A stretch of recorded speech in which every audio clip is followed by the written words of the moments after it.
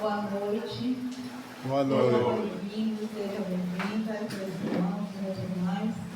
Graças a Deus estamos aqui para mais um momento valoroso e que nós, nesse momento,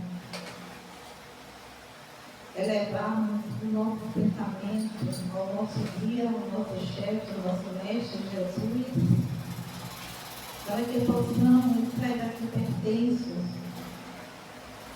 da palestra que hoje nosso irmão vai falar, vai explanar.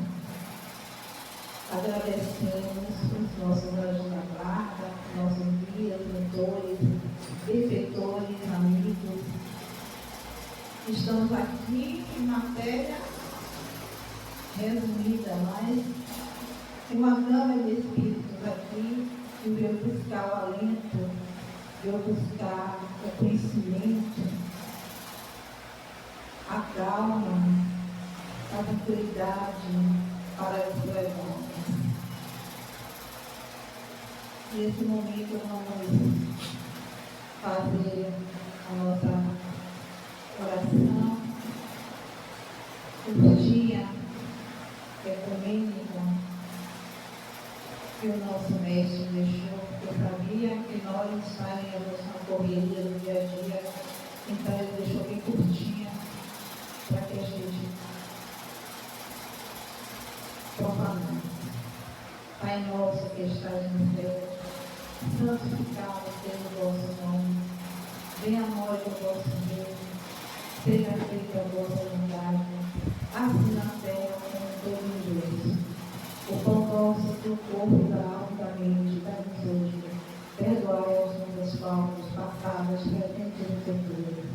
E não nos deixe cair no golpe de nossa própria superioridade, porque vós é o poder e a honra e a glória para sempre, que assim seja. Convidamos nosso irmão, querido irmão, para falar sobre ética para fragilidade e vulnerabilidade humana. Gente, boa noite. Boa noite, Léo. É uma alegria muito grande estar aqui de novo, nesse lugar maravilhoso, com amor e energia. Que eu fico brincando que aqui é a UPA espiritual, ali do outro lado é a UPA material. E é importante para que a gente sempre tenha um amparo. Por que ética para vulnerabilidades e fragilidades humanas? Por que não falar simplesmente sobre caridade? Porque quando a gente enlaça palavras novas, a gente tem uma perspectiva sobre a mesma coisa de um ângulo diferente. E a ideia é tratar, sim, sobre Jesus, a caridade, o nosso compromisso com o próximo, com a coletividade, a partir de um outro olhar, um olhar mais científico. Porque, vejam, quando eu falo sobre fragilidades, eu tenho uma perspectiva diferente da qual eu tenho se eu falar sobre vulnerabilidades. Quando eu falo fragilidade, cientificamente eu estou falando sobre algo mais pessoal, ontológico, que foi constituído em mim, pode ter até tido início na coletividade, na historicidade do lugar onde eu vivo, onde eu reencarnei, das dimensões e tramas da minha ancestralidade, mas tem a ver comigo. Quando eu falo vulnerabilidade, eu estou usando um termo que está presente na assistência social, quando diz grupos vulneráveis. Eu estou falando de um termo que tem encaixe na ecologia, ambientes, espaços, populações vulneráveis, Então eu estou falando de um aspecto muito mais geral, coletivo, daquele grupo, daquela população, daquele ecossistema. E fragilidade talvez mais individual. E aqui só para enlaçar, para poder contextualizar. Quando na Grécia Antiga se contou a história de Aquiles, qual era a vulnerabilidade de Aquiles, o guerreiro? Não. A fragilidade era o calcanhar. Perfeito, perfeito, perfeito. Todo mundo sabia que o ponto fraco era o calcanhar. Essa era a fragilidade de Aquiles. Mas qual era a vulnerabilidade ali dentro daquele contexto? Sabe por que é difícil entender isso? Porque a gente está muito mais centrado no outro, em nós. E a gente tem uma dificuldade de avaliar a coisa mais coletiva. Isso também tem a ver com a história das religiões. Quando a gente adentra os espaços religiosos, a gente ouve pregações, narrativas, tentando fomentar um processo que é muito presente no Ocidente e que tem a ver com a culpa. Tudo o que acontece com você é exclusivamente relacionado e originário em você. E aí, naturalmente, você pensa que você é a pior das pessoas. Eu tenho ansiedade porque eu fiz alguma coisa numa vida passada. Eu tenho ansiedade porque eu cometi falhas ao longo da minha vida. Eu tenho ansiedade porque o ente maligno está próximo a mim e está produzindo porque eu dei brecha no meu coração, no meu comportamento, para que esse ente maligno, invisível, sobrenatural, incutiu um processo em mim que eu estou com ansiedade. Mas poucas vezes a gente vê construções de discurso, de fala, dizendo que a vida, como ela se apresenta na atualidade, causa constrangimentos, sofrimentos que vêm de algum lugar e de espaços que a gente não controla.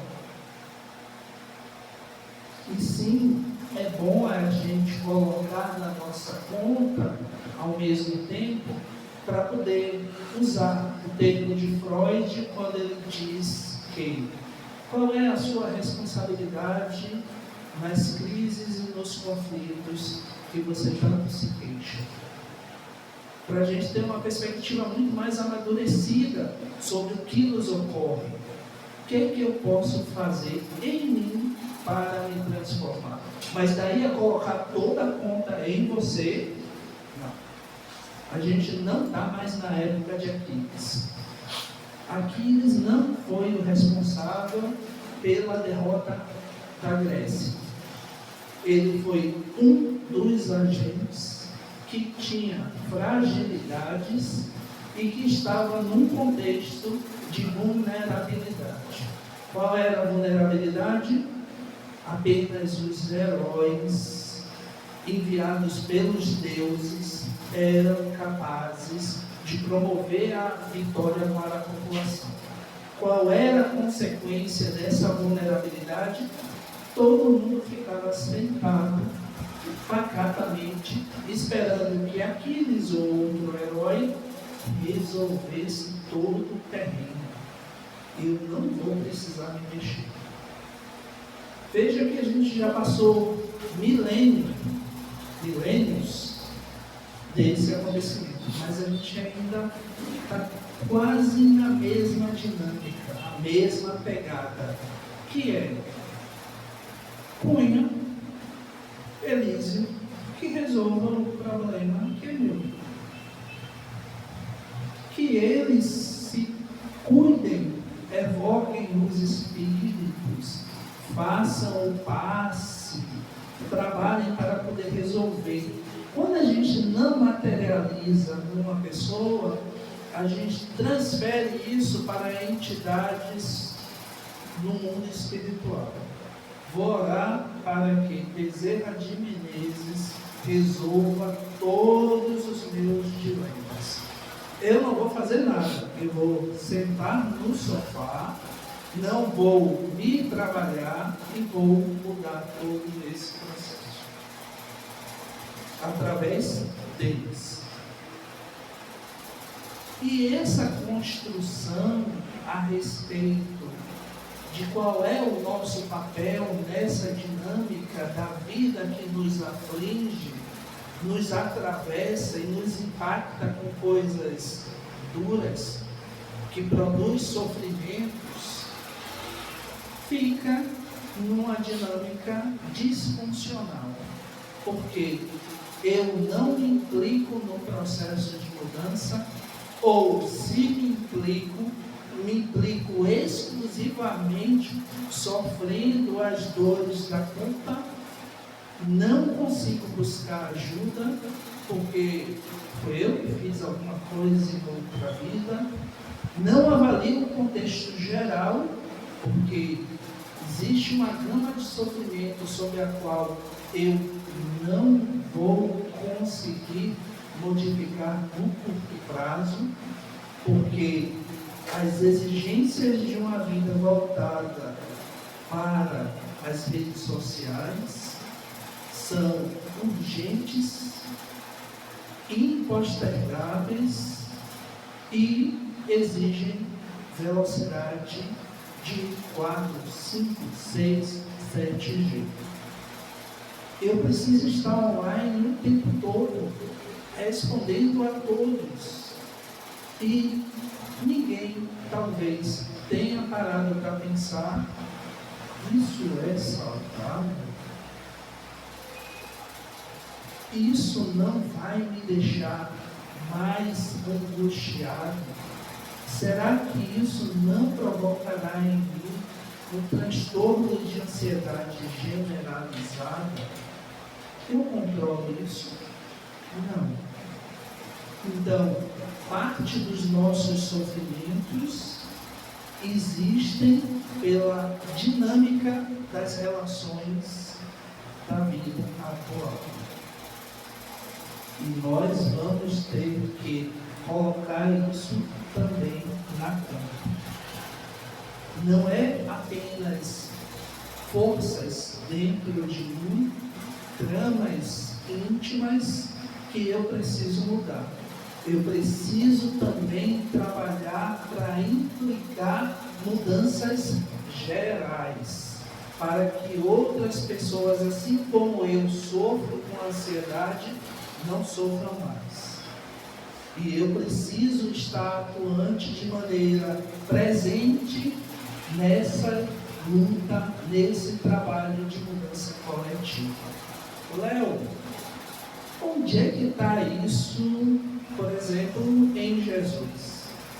Quando ele fala do bom samaritano.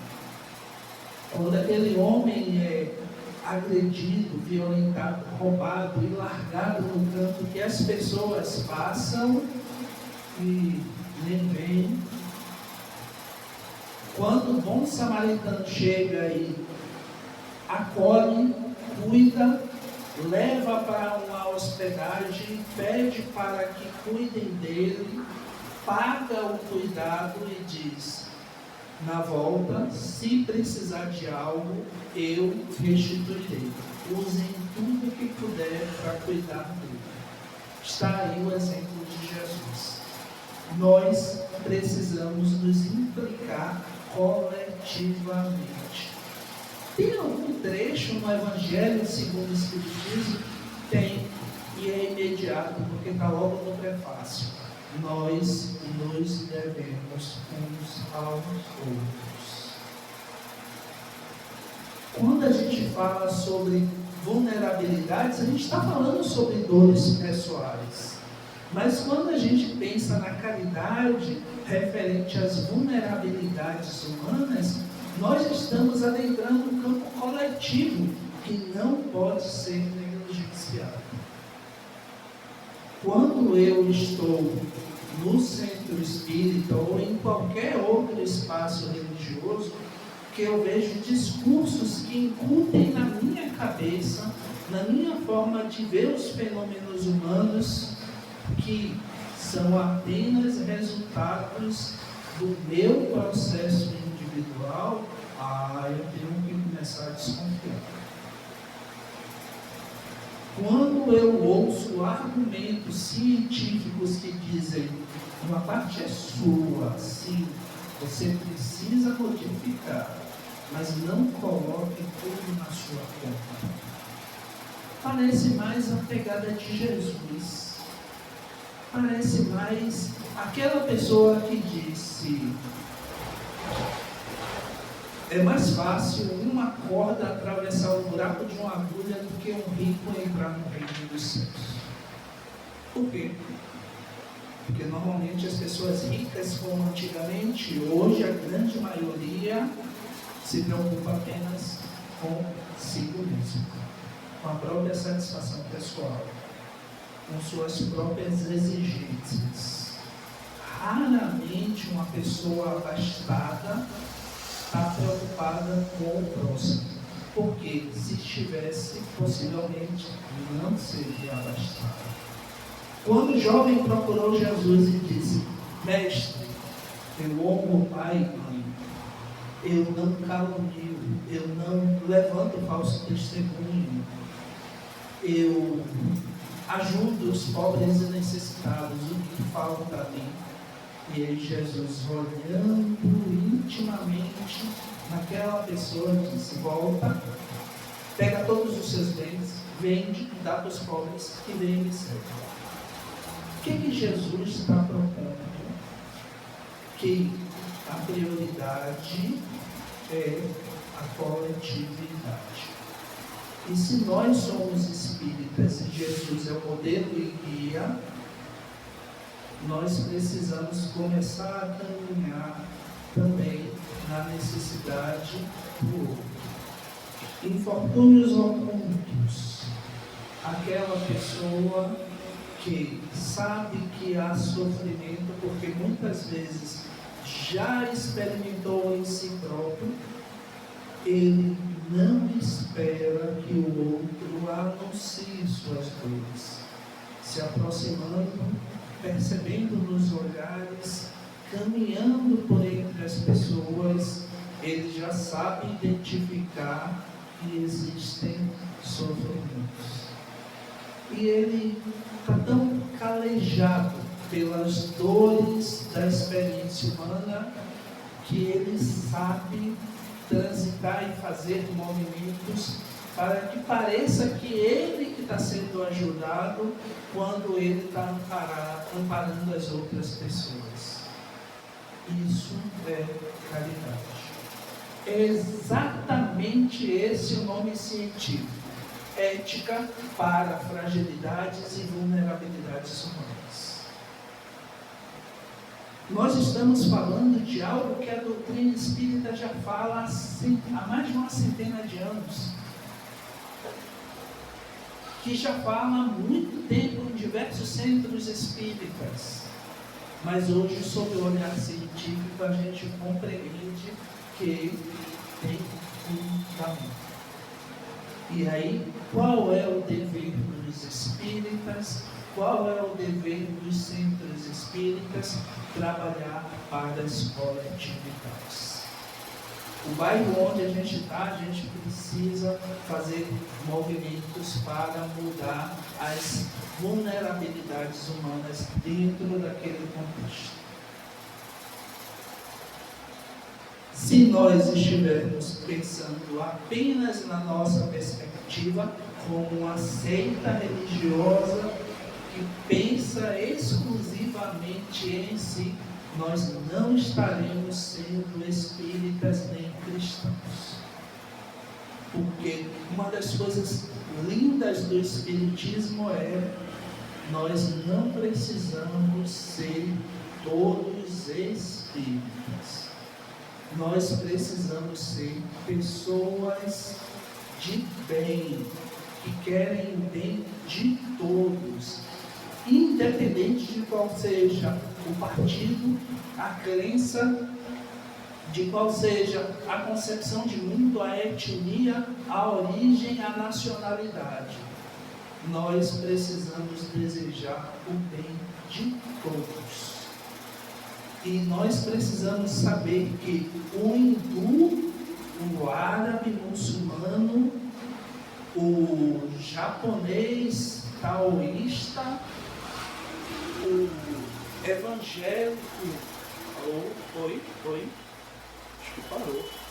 O evangélico que é aquela pessoa que crê em determinados aspectos, obrigado, ainda assim consegue trabalhar para o bem coletivo.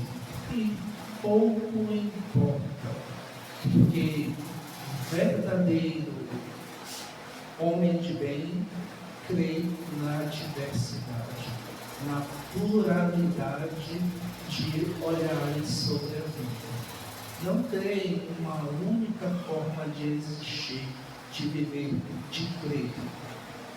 Por isso que é tão importante discutir essa ética, essa moral, essa concepção de mundo sobre as coletividades. Eu não preciso e não devo existir apenas de um jeito, porque o Espiritismo crê que nós vamos desencarnar, passar um tempo no mundo dos espíritos e reencarnar, como fizemos agora. E não necessariamente iremos reencarnar dentro do mesmo contexto que vivemos na outra vida. Nós iremos reencarnar em outra etnia, em outro contexto político, social, econômico, em outro sistema de crenças, mas os princípios de universalidade, diversidade, de honestidade permanecerão conosco, sempre se aprimorando em direção à possibilidade de que todos existam da forma que podem existir. Quando a gente fala em caridade, nós estamos falando nessa dimensão profunda de existência, nessa dimensão profunda de entendimento da vida de cada um e partilhando possibilidades de que cada um seja da forma que é, e tudo bem, ainda bem que é assim. Quando a gente acredita que o Espiritismo é o Consolador prometido, há uma forte tendência de que essa crença paralise a gente. Quando a gente tem alguma dúvida sobre isso, a gente faz todo um movimento e esforço para que isso se materialize, esteja presente em todos os espaços onde a gente está. E eu quero trazer aqui,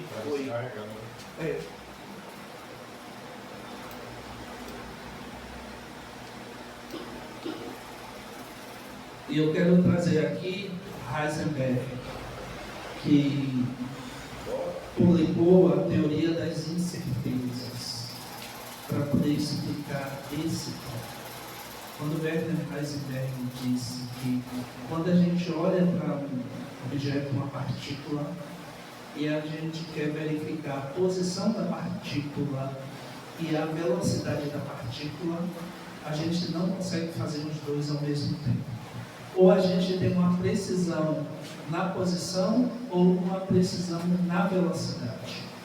Quando a gente observa isso, a gente interfere no sistema. Quando a gente observa o Espiritismo enquanto consolador, a gente está alterando o sistema. Se a gente tem a certeza de que é o consolador, a gente tem uma imprecisão na posição e no ajuste desse consolador. É por isso que a incerteza pode alterar o fundamento de que é o consolador, a posição. Dessa forma, eu proponho que a gente use a dúvida de que de fato é para criar um ambiente íntimo de que precisa ser. E veja, quando você está no trabalho, e aí você tem certeza de que as coisas vão funcionar, você talvez possa estar acomodado, porque vai acontecer. Quando você se prepara e pensa, pode ser que não aconteça, você é muito menos surpreendido e você se prepara muito melhor para aquele trabalho que você vai fazer. Grosseiramente, é mais ou menos esse processo que a gente precisa ter com relação à doutrina espírita enquanto consolador.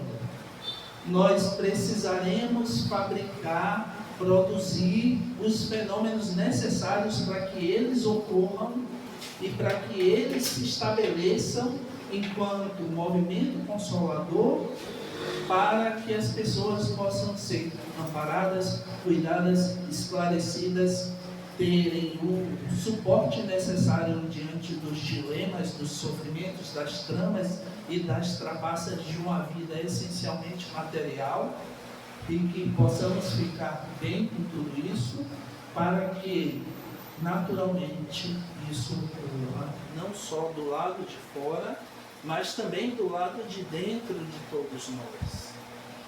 E esse movimento só é possível a partir do momento em que a gente tenha essa compreensão de que há a necessidade da gente trabalhar em favor disso.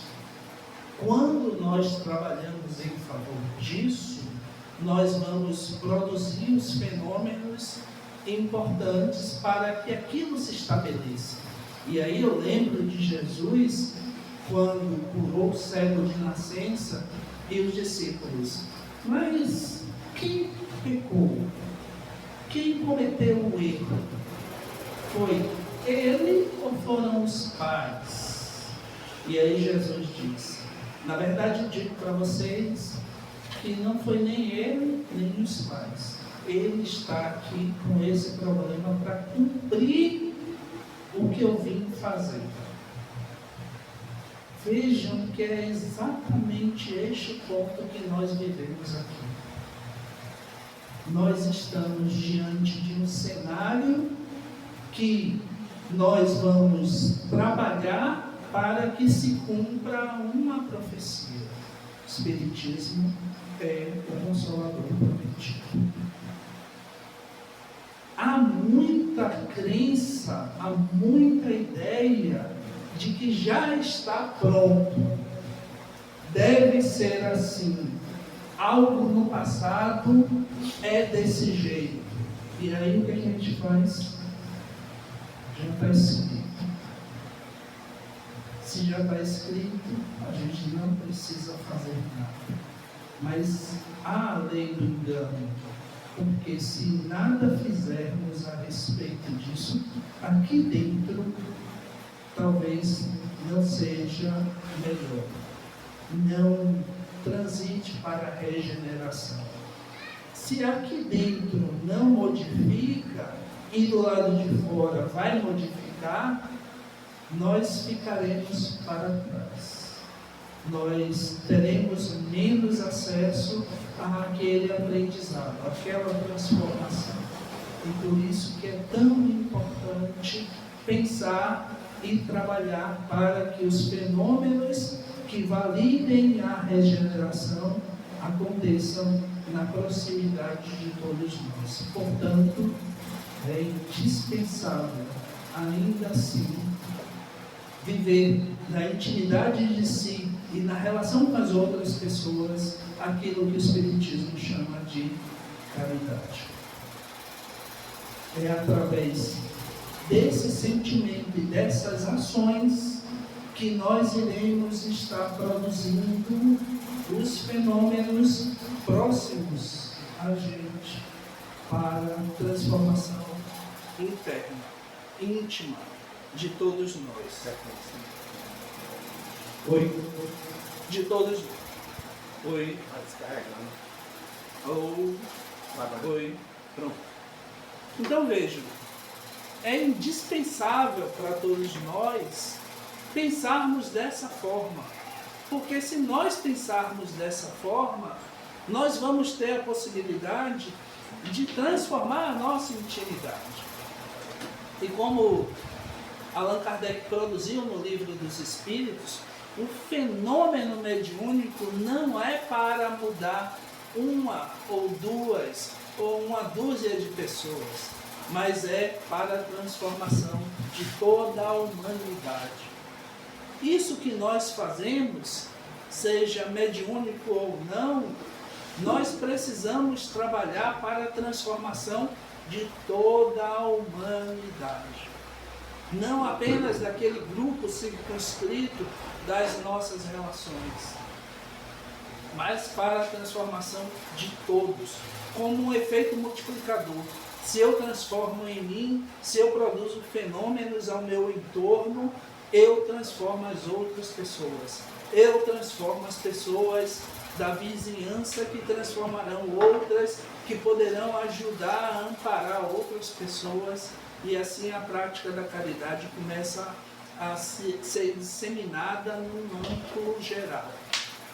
E esse é o nosso dever. Essa é a nossa tarefa.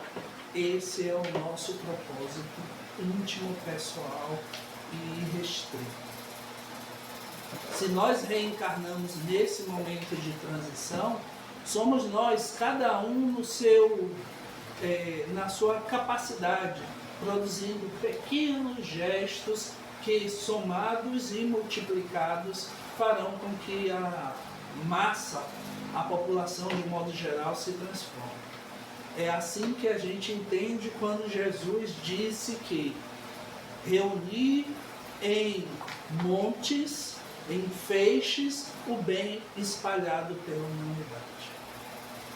Quando nós olhamos para Jesus e pensamos nisso, nós entendemos que cada gesto pequeno, unido a outros gestos pequenos, fomenta uma enormidade para as pessoas que estão ao nosso redor. E é essa a proposta da prática da caridade dentro do olhar da doutrina espírita. É transformação da humanidade de um modo geral. Por isso, nós precisamos pensar dessa forma para que se estabeleça um mundo de maior concórdia, de possibilidade de diálogos, porque eu posso discordar de todo mundo, mas meu afeto, meu sentimento com relação às pessoas precisa ser um sentimento mais saudável. Apesar de discordar de Elísio, de Cunha, eu ainda tenho um profundo sentimento de respeito, de admiração, de empatia para com todos. É isso que nós precisamos pensar. Porque até as nossas crianças, quando a gente diz não, diz, eu não gosto mais de você, você é feio. E prestem atenção, se isso não está na gente, quando a gente ouve alguém discordando da gente pega um ranço, a gente não se relaciona mais com aquela pessoa, e isso já chegou o tempo de ser quebrado, parado, cessado. Nós podemos discordar sim, temos visões de mundos diferentes, mas ainda assim a gente pode se amar, a gente pode se enternecer, nós podemos e precisamos ser amigos, companheiros, termos bons sentimentos um com o outro, independente da perspectiva de vista, de visão, de olhar sobre o mundo. Quando eu trago ética para a fragilidade e vulnerabilidade humana, eu estou falando exatamente disso. Eu tenho minhas fragilidades de compreensão, de entendimento da perspectiva do que acontece com o outro. Cunha tem as dele, Elísio tem as dele. Todos nós temos as nossas, mas isso não torna a gente incapazes de convivermos juntos, de fazermos trocas, de podermos estar um próximo do outro. Parece, talvez, uma concepção ultrapassada de que o estrangeiro é o nosso inimigo, é o nosso adversário. Aquele que pensa diferente, não pode conviver comigo. E isso já passou, já findou. Mas muitas vezes, só porque a pessoa é de uma religião diferente, é nosso adversário. Não pode ser, não será, porque todos nós vivemos de maneira diferente. Ainda bem que é assim, que bom que é dessa forma, porque assim a gente pode transitar em espaços diversos, com paisagens diferentes, com pessoas, seres humanos diferentes. Era isso que eu tinha para trazer para vocês. Dúvidas, perguntas, colocações. Se você que estiver em casa assistir, pode ir lá digitar a pergunta e depois eu respondo. E Cunha passa para mim, Elise passa para mim, eu vou lá e respondo nos comentários. Bem. Só temos que agradecer a Deus, aos anjos, aos benfeitores divinos que inspiraram o nosso irmão para nos proporcionar essa valorosa explanação. É que a gente guarde no nosso coração, fazemos nossa reflexão, para que a cada dia a gente possa crescer. Eu fico assim feliz, porque eu sempre vejo o Léo aqui e os centros espíritas irmanados, né? Um colaborando com o outro, um trazendo um palestrante para o outro. Isso é muito importante, graças a Deus. Nesse momento de agradecimento final, eu quero dizer a vocês, né, que nós temos uma biblioteca com livros, literaturas espíritas, livros dos médios, livros dos espíritos, para que vocês possam olhar, pegar e deixar sua colaboração. A colaboração que vocês puderem fazer, tá certo? E nossos irmãos das mídias, né, os nossos internautas, dá o like, se gostou da palestra, que foi maravilhosa, dá o likezinho para fortalecer a nossa missão aqui na Terra. Nesse momento, eu quero convidar nosso irmão para vocês. Bom, eu quero lembrar você que está em casa que o GEDEB fica aqui no final de linha do Parque São Cristóvão, quase que em frente à UPA de São Cristóvão. Venha fazer uma visita, venha encontrar a gente, procure as redes sociais, porque inclusive você vai descobrir como é que ajuda, como é que pode fazer para trabalhar aqui se você quiser, participar dos grupos de estudo. Então dá um joinha, segue o canal, se conecta com as redes sociais, manda a sua pergunta, vai ser legal porque você vai participar. Bom, vamos sentar numa posição confortável, vamos nos unir em pensamento positivo, pedindo a Jesus e aos nossos anjos guardiães que nos inspirem a caridade, a tolerância, a benevolência, a indulgência e o perdão.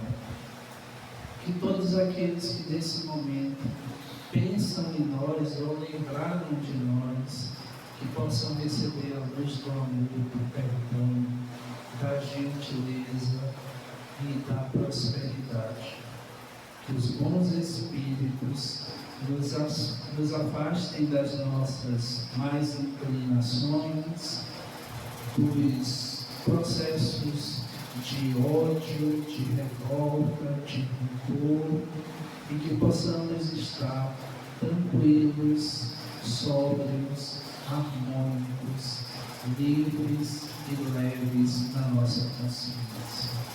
Abençoa todos aqueles que estão nos hospitais, aqueles que descobriram hoje, nessa semana, doenças graves, que eles possam estar resolutos e acreditando na saúde integral.